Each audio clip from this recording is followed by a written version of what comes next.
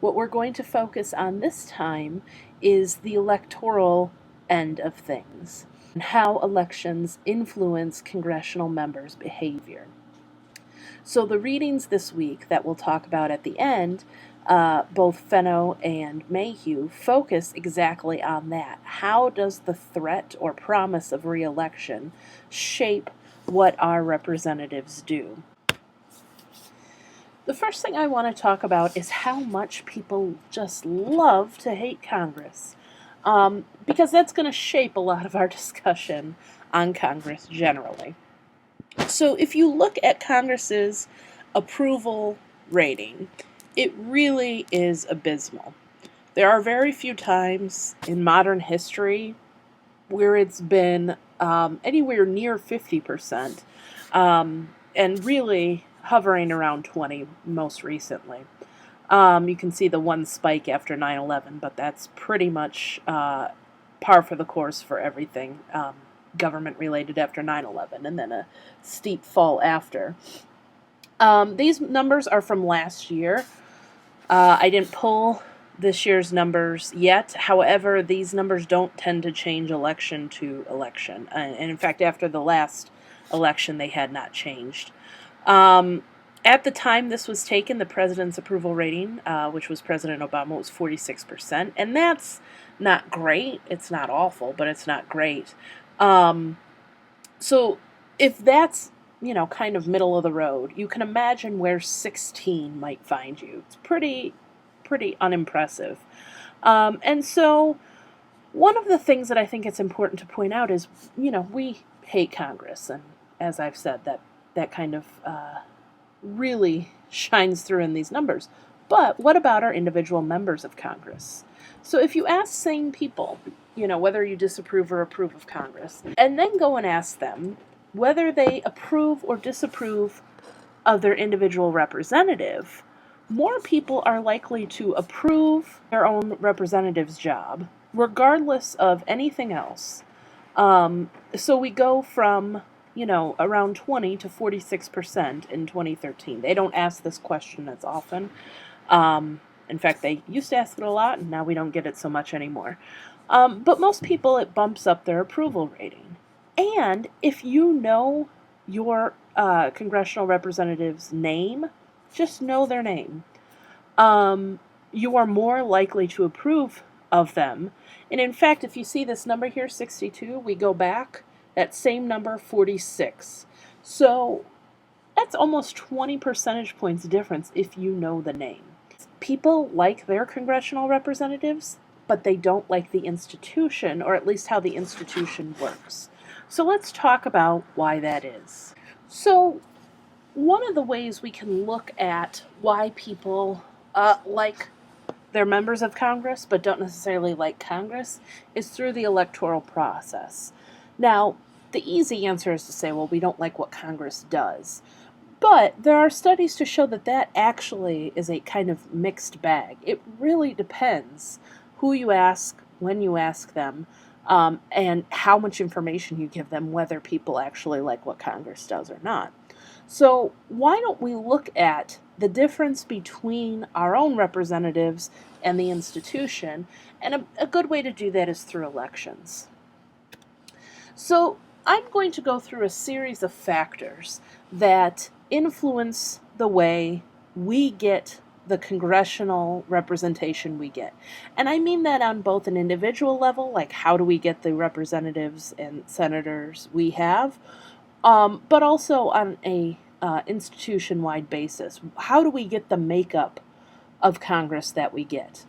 So the first thing we have to look at is who is allowed to be in Congress. The age requirements differ a little bit. House of Representatives, it's 25. Senate, it's 30. Most people are older than this when they run for either of those offices, although representatives tend to be a bit younger when they start.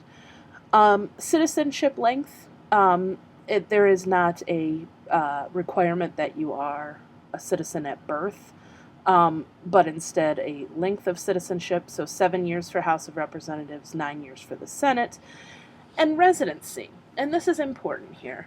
In the House of Representatives, you have to live in the district that you represent. In the Senate, you can live anywhere in the state.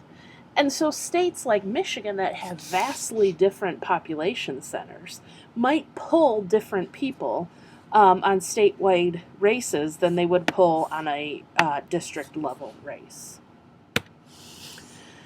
Next, let's look at how these offices are apportioned and the election basics.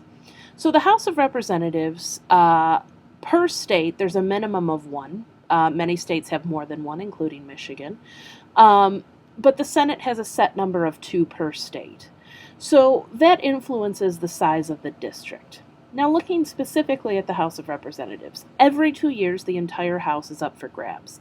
Now, we know that most of our representatives in the House of Representatives are reelected every time. There's not as much turnover as you might think.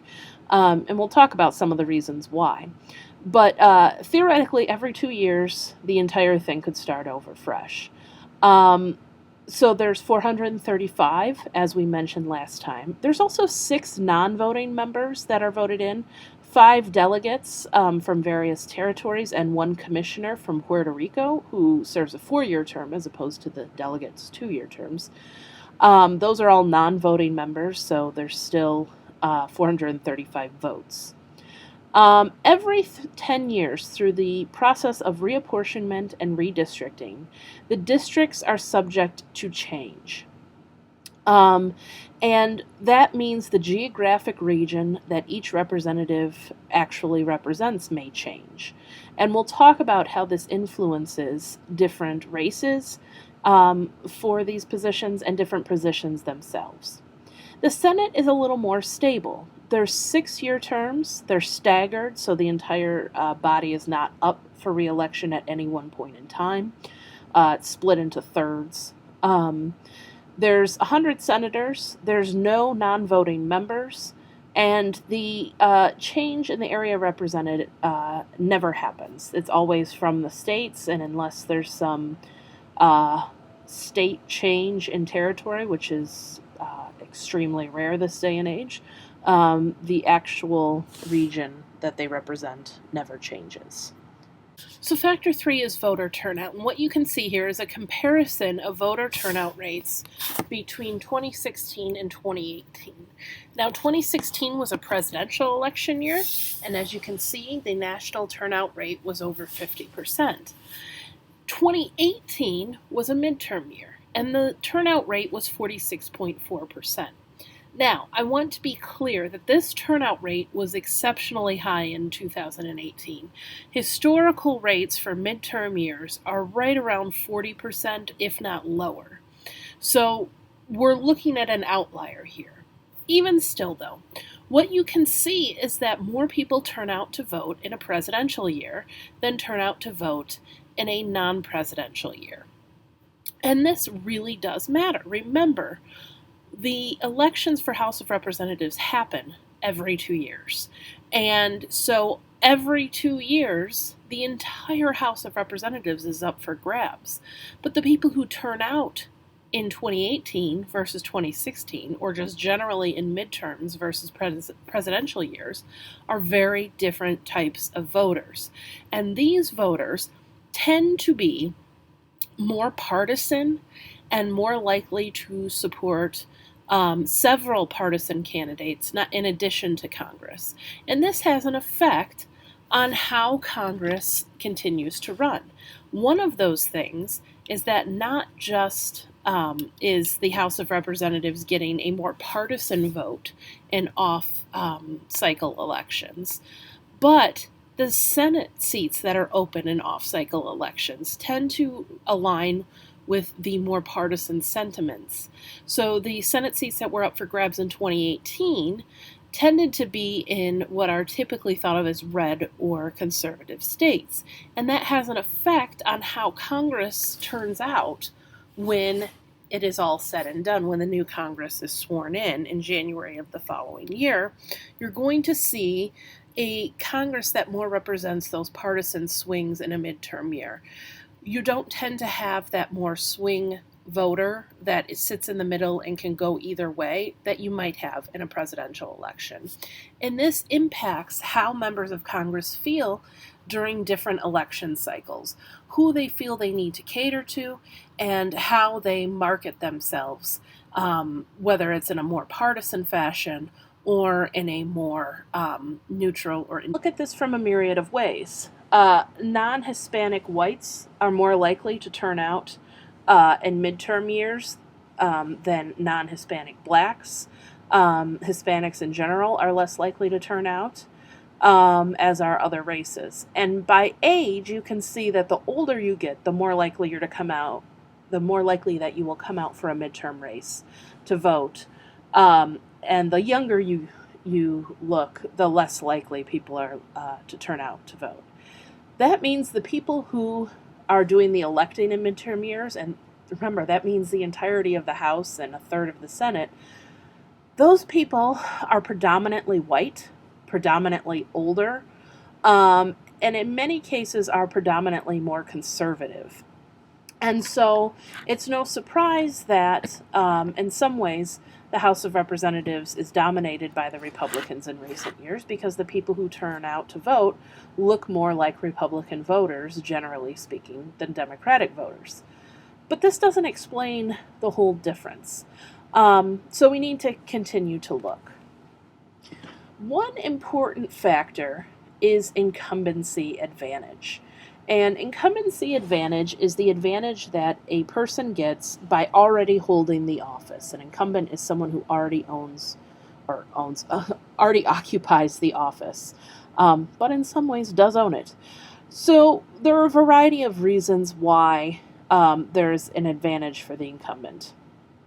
As we'll talk about in a couple of minutes, redistricting and gerrymandering ensure that districts are drawn for the representatives that are already there, not the constituents' needs that might change over time.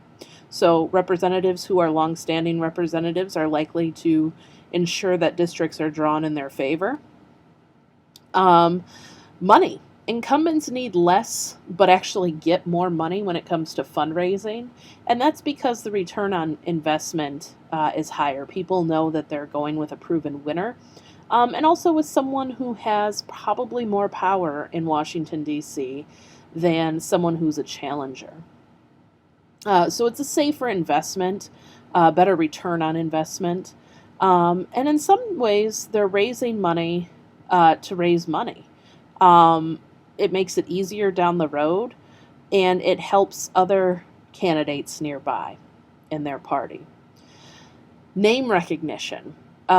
So as we talked about, if you're able to name your member of Congress, you're more likely to approve of the job that person is doing. And so that becomes a factor in whether people are likely to vote for you or not. Most voters don't have a ton of information when they go into the voting booth. And so having just a name that they recognize is an important thing. So the picture to the left is John Dingell, who, by the way, has one of the most hilarious Twitter accounts. He's a big U of M football and basketball fan, big Tigers fan, etc. So watching his Twitter during sporting events, very fun. Anyhow, was a representative in Michigan for quite some time. One of the longest serving representatives in the House of Representatives, and recently retired. His wife now represents the same district, Debbie Dingell. But part of that is name recognition, and that's the same for her.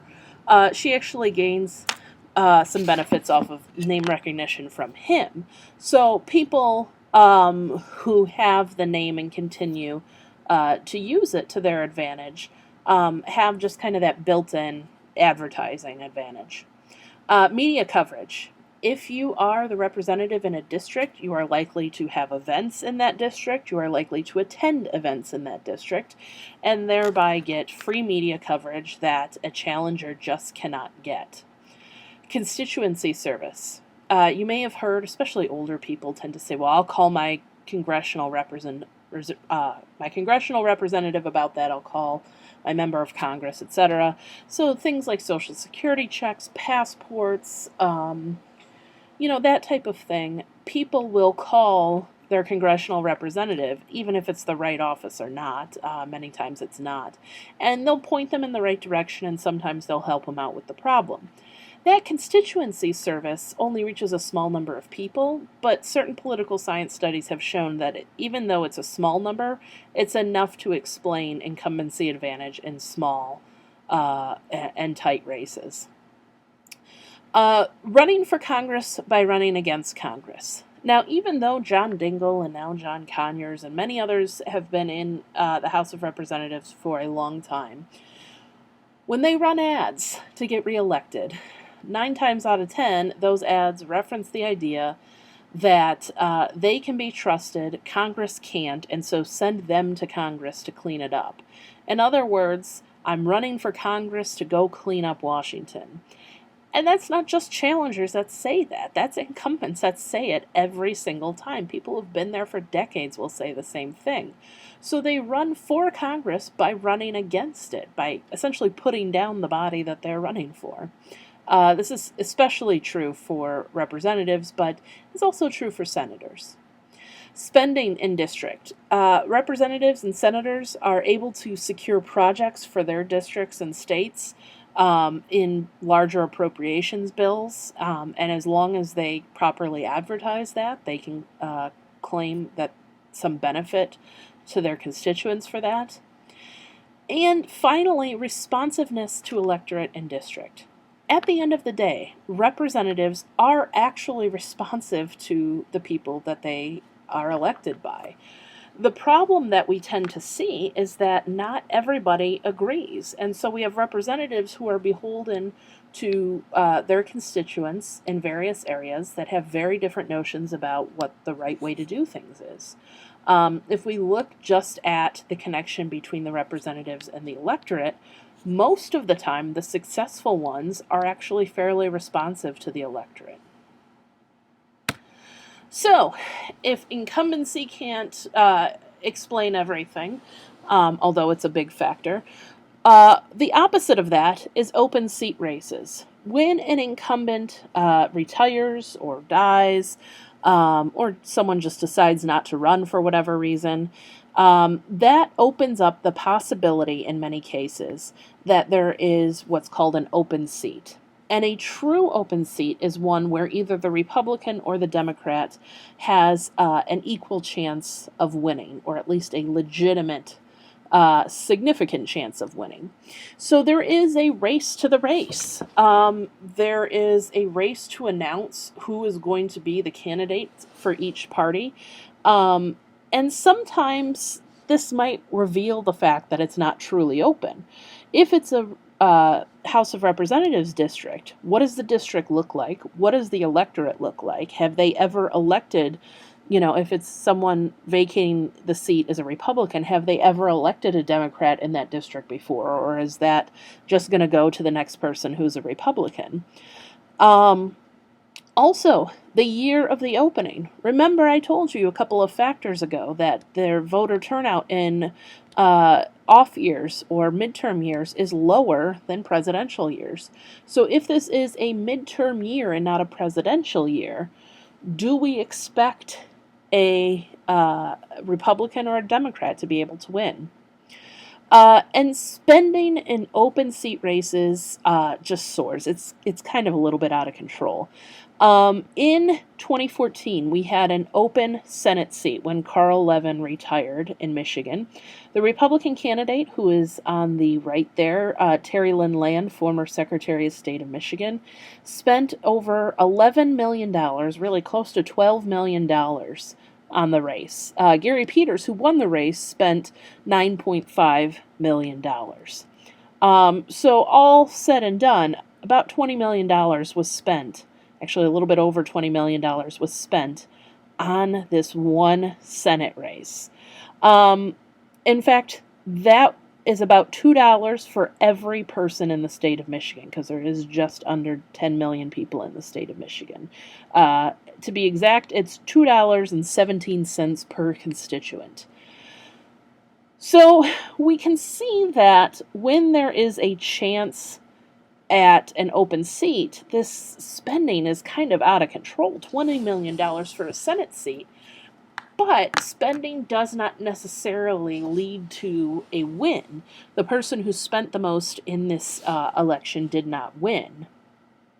So money is a factor, especially in open seat races. Now the one that everybody loves to pick on, redistricting and gerrymandering. First, as I note on the bottom of this slide here, I'm going to put up two very important videos that I want you to watch. One is a video on redistricting from the Washington Post that talks about the different shapes of districts. Another is a video about reapportionment. Now, many people kind of understand the redistricting process. Not everybody understands the reapportionment process. So let's talk about what I mean here. Reapportionment is the process by which we go through the census every 10 years, and there's politics of that, who gets counted, how much money we put to counting people, etc. But beyond that, when we get a new count of how many people are in a state, our number of representatives may go up or down based on that. Michigan lost representatives last time around, lost one, I think, if I'm remembering correctly, last time around because of a loss in population. So how do you divide up the remaining spots? That's redistricting. Now, the Constitution, the U.S. Constitution, leaves redistricting up to the state legislatures. Some state legislatures have handed over that responsibility to a board, usually a nonpartisan redistricting commission, either made up of judicial branch members or members of the public or a combination of some of these things. There was a Supreme Court case in 2015 because people challenged Arizona's decision to do this, saying that the Constitution specifically states state legislatures have to do the redistricting, but Arizona gave it to this board. However, the Supreme Court said as long as the state legislature gave it to the board, then essentially they're the ones doing the redistricting. So that's the plain and simple. Reapportionment is the number of representatives in each state based on population. Redistricting is how the lines are drawn for each of those districts. Gerrymandering is when redistricting goes wrong. Now, it's not always illegally wrong, but it is not necessarily the best way to draw lines. And there might be different reasons to do it. So gerrymandering is named after a governor of Massachusetts who decided to draw a district that looked like a salamander. His last name was Jerry, and hence the name gerrymandering. This was a long time ago, and so I guess people were just really creative that day and age. So gerrymandering can be done to try and dilute people's votes on the basis of political party, so trying to benefit one party over the other. It can be done on the basis of trying to dilute people's votes on the basis of race.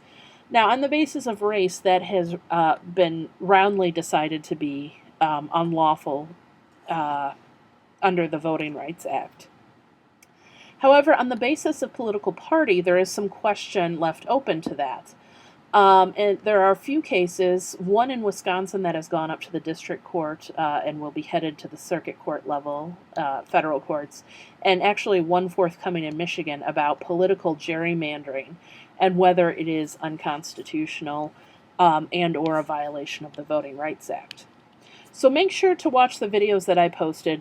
They describe them in a little more depth and with some visuals that I think are really helpful.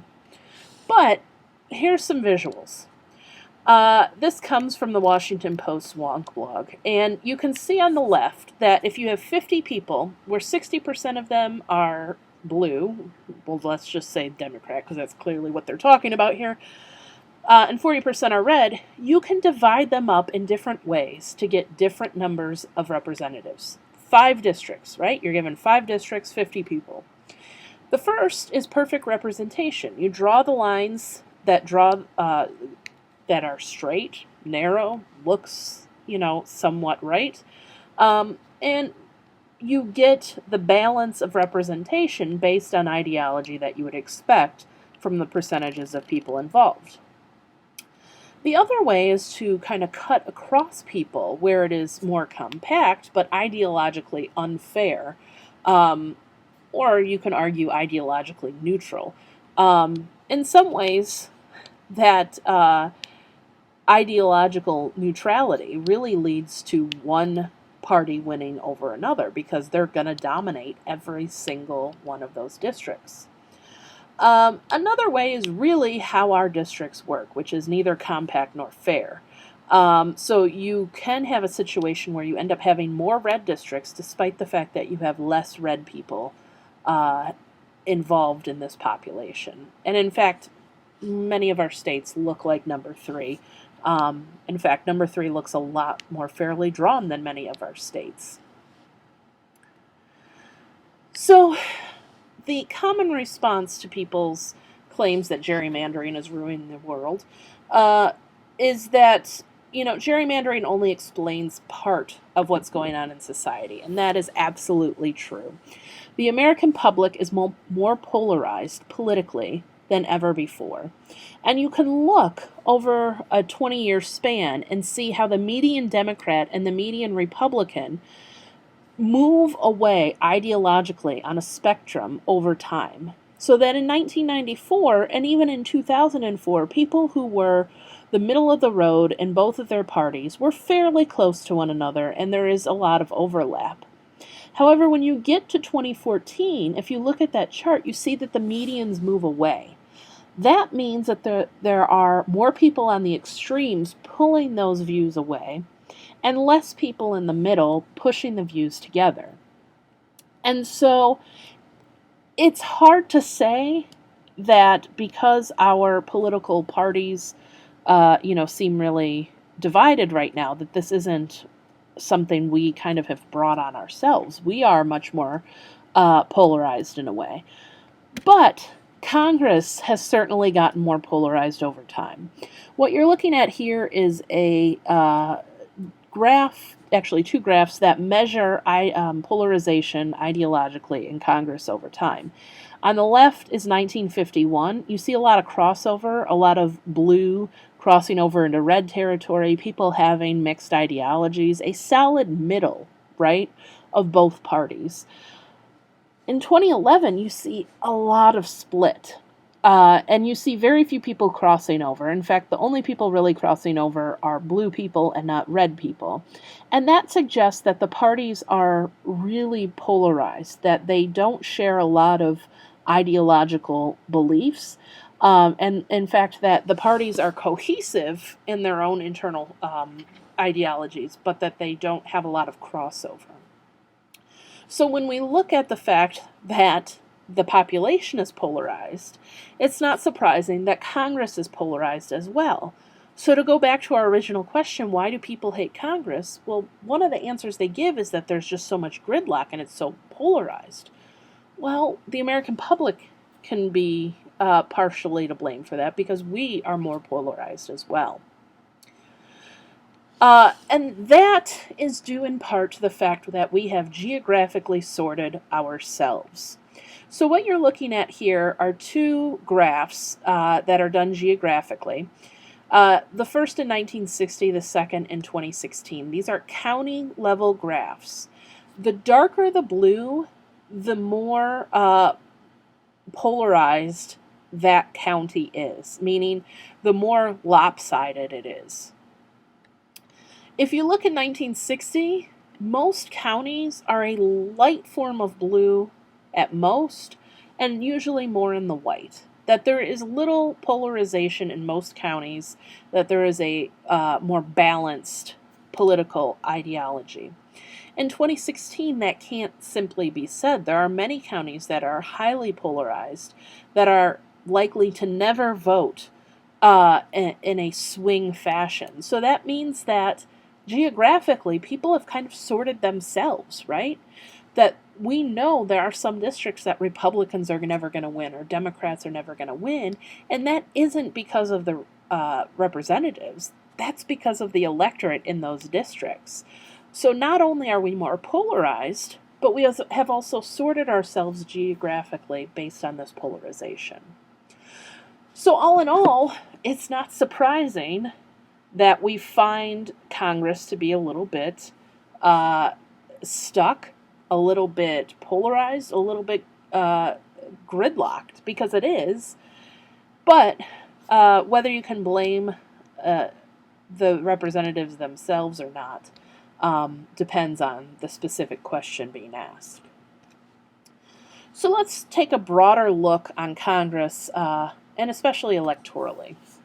The first thing I want to point out is that being a member of Congress is a constant battle in dual membership. This was first noted by Edwin Burke, who is a political theorist. And Edwin Burke said that a legislator had to be both a statesman who represented the people who elect him, meaning his constituents, and a national representative representing the National Assembly he is part of. So sometimes these two identities will be at odds with one another. So an example of this, Michigan lawmakers voting in an auto bailout situation. Are they representing their district, or are they representing the nation? Or Kentucky legislators during debates on global warming that involve fossil fuels and in particular coal plants. Are they representing their district, or are they representing the nation? This splits legislators' loyalties on a constant basis. And one way to look at that is representative versus candidate. When you have 2-year terms in the House, people are perpetually candidates. There's very little time to govern and then get back to running for office. In fact, it's just perpetual candidacy. The Senate allows for a little more breathing room. 6 years is a longer term. But that doesn't mean senators are not mindful of the fact that they have to get reelected next time. So when we talk about this, is this why incumbents are almost always reelected? Where do they draw the line in acting like a candidate or a representative? Also, there are two Congresses based on the parties. Parties distinctly feel differently about Congress. Now, this is changing rapidly in a new presidential era, as it sometimes does, but I have a feeling this is a little bit different. So each party operates a little bit differently depending on the times and the issues involved. For example, the 2009 Congressional Democrats are not at all the same as the 2016 Congressional Democrats.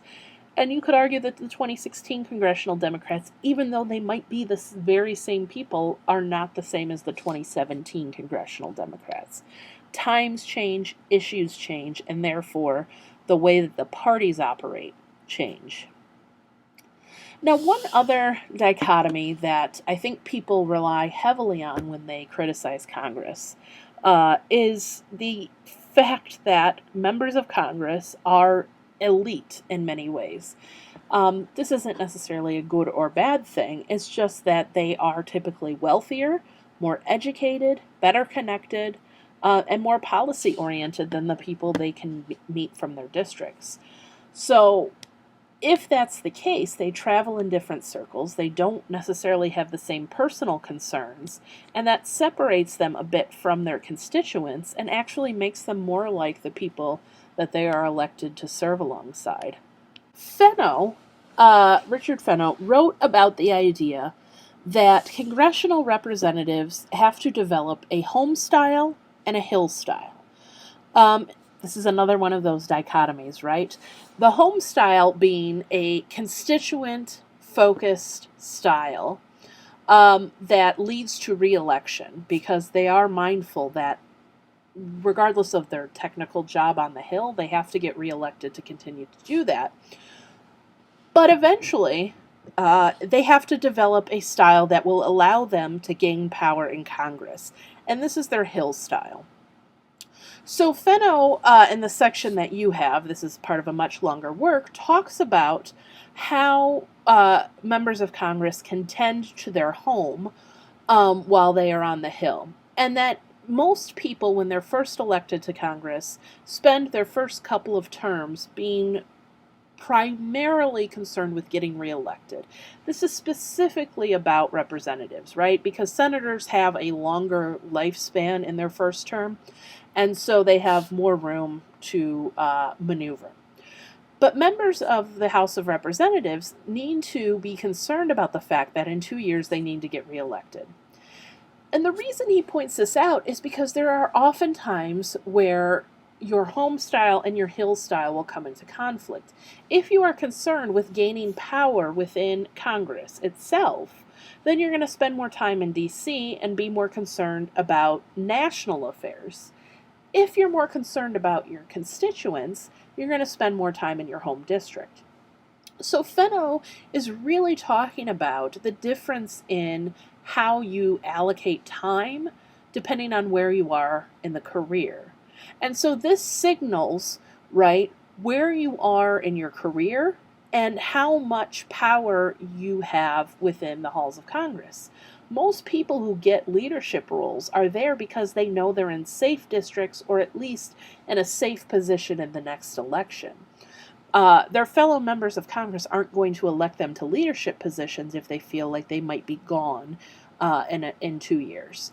So people develop a home style that allows them to tend to their constituency without giving up the desire to find power in D.C. The second of our readings this week is David Mayhew's Congress, the Electoral Connection. And this builds off of what Fenno is saying. Actually, Fenno really built off of Mayhew in a way. But what Mayhew says is that members are hyper-focused on their re-election goal, that this is really their primary goal. Fenno was saying, no, there are some institutional concerns. Gaining power in the halls of Congress is a concern as well. But Mayhew says, really, what matters at the end of the day is whether you get reelected or not. And the reason why this matters for Mayhew is because behavior changes reflect the fact that reelection is your goal. So he can categorize or type activities into 3 primary categories. The first is advertising. Advertising is simply putting your name out there in a pleasurable way that allows people to connect your name to something nice, but does not have to necessarily be something related to policy or a specific vote. In fact, it's probably better if it's not, because every vote is going to have its proponents and opponents. Advertising, though, is a way to get your name out there, get your face out there, in a way that is non-threatening to people who might not agree with you politically, but is endearing to all. So in-district activities like ribbon cuttings, or usually coffee hours, or going to a senior citizens center, that type of thing, those are all advertising, according to Mayhew.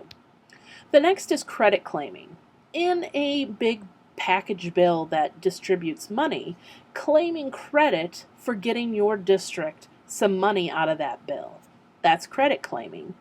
In a bill that provides for certain things for some of your constituents, maybe it's a benefit like expanded Medicaid and the Affordable Care Act.